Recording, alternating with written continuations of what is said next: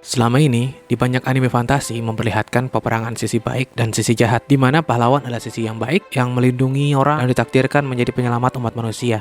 Dan Raja Iblis adalah sisi jahat yang ingin menghancurkan dunia atau menguasai dunia untuk dirinya sendiri pastinya. Dan apabila pahlawan berhasil mengalahkan Raja Iblis, maka semua permasalahan akan selesai. Ya gitu aja, selesai. Tapi bagaimana kalau setelah mengalahkan Raja Iblis, permasalahan manusia belum berakhir, malah semakin banyak, semakin rumit. Dan bagaimana kalau Raja Iblis menginginkan perdamaian dan menyukai pahlawan? Inilah Mao Yusa, The Hero and Academy.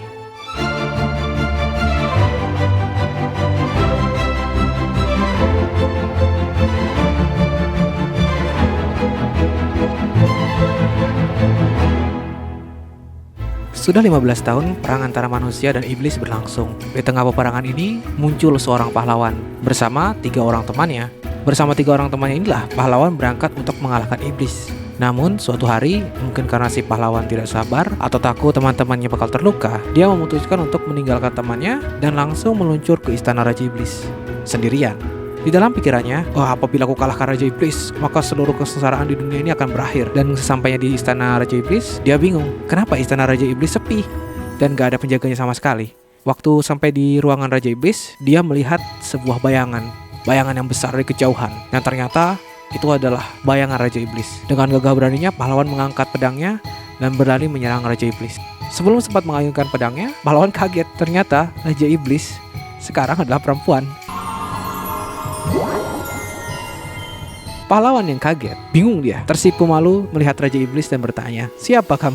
"Raja Iblis lah." "Raja Iblis? Loh, Raja Iblis kok perempuan?" Nggak tahu, mau tanya saya. "Ini gelar korisan turun-menurun," kata Raja Iblis. Jadi benar, dia Raja Iblis ke-43 yang memiliki titel The Ruby Eye. Si pahlawan kemudian meneguhkan hatinya dan berkata kalau dia akan tetap mengalahkan Raja Iblis walaupun si Raja Iblis perempuan.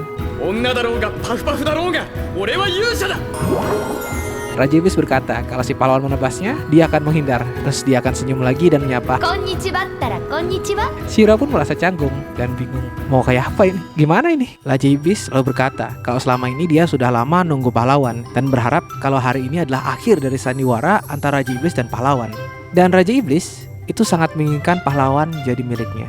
Tapi pahlawan nolak. Dia mengatakan bahwa seluruh penderitaan manusia terjadi karena iblis yang menyerang manusia. Hutan yang rimbun hancur, langit yang indah menghitam, banyak manusia dikontrol oleh iblis, dan banyak manusia yang mati karena iblis. Tapi Raja Iblis menyangkalnya, dia nggak setuju. Dia bilang kalau manusialah yang menebang hutan dan menghitamkan langit karena polusi pembuatan arang. Pemerintahan manusia yang korup membuat rakyatnya menderita oleh kemiskinan dan kelaparan. Menyalahkan bahwa iblislah yang katanya udah nyuci otak dia.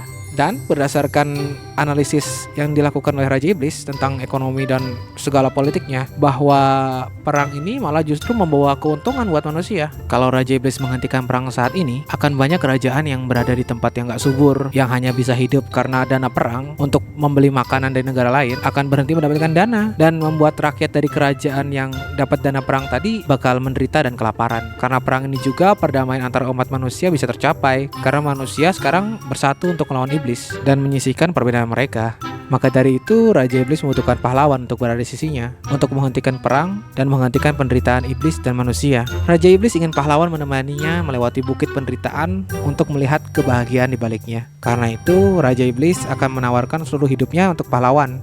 Dan sebagai gantinya, pahlawan harus memberikan seluruh hidupnya untuk Raja Iblis. Awalnya pahlawan menolak, tapi setelah memikirkan baik-baik, ya mau gimana lagi, inilah cara satu-satunya, dan dia akhirnya setuju. Dan dari situlah pengorbanan perjuangan mereka dimulai.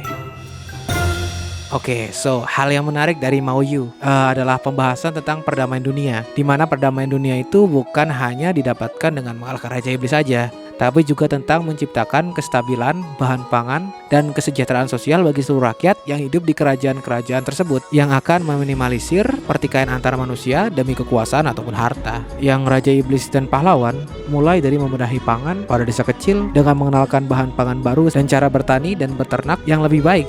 Kemudian membuat pembelajaran tentang ilmu politik, ekonomi pada bangsawan dan anak-anaknya. Ada juga momen di mana kita bisa melihat kelemahan dari pahlawan. Walaupun dia punya kekuatan yang dapat menghancurkan ribuan pasukan, tapi dia merasa sangat lemah karena merasa tidak dapat melakukan apapun untuk kedamaian yang ia bangga-banggakan selama ini. Dia kira dengan cara membunuh Raja Iblis, dengan cara kekuatan, dia bisa membuat perdamaian. Ternyata butuh banyak sekali hal yang rumit yang dia nggak tauin. Tapi di saat titik lemahnya ini, Raja Iblis ada di sampingnya untuk menemaninya. Buat kalian yang suka anime fantasi romcom dengan cerita politik dan perang, anime ini cocok buat kalian. Perkembangan hubungan awkward antara Raja Iblis dan pahlawan, juga perjuangan mereka berdua untuk memperbaiki kondisi politik ekonomi dan kondisi kemiskinan dari kerajaan-kerajaan yang ada, itu menarik untuk diikuti. Anime ini aku beri rating 7.5, enjoyable and interesting to watch. Kalau kalian bingung mau nonton apa, beri Maoyu kesempatan.